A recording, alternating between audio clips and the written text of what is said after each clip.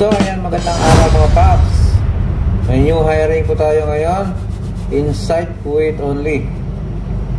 So, vacancies for local hiring inside Kuwait. Barista, babae. Juice maker, babae. Ito po yung salary niya. 270 KD sa barista. Same ito sa juice maker siguro. So, if you are interested, forward your CV to dito. Ilalagay ko yung details dito sa screen para sa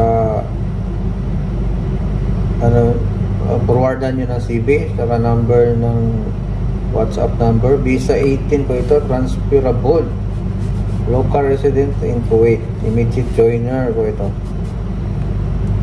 So, para sa mga barista dyan, ito yung request ninyo.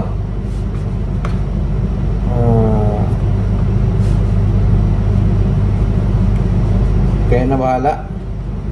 So, good luck. So, please subscribe my channel always for new update of the job hiring here in Kuwait, inside Kuwait, or inside Philippines. So, shout out sa inyo lahat, sa mga viewers ko, and peace out.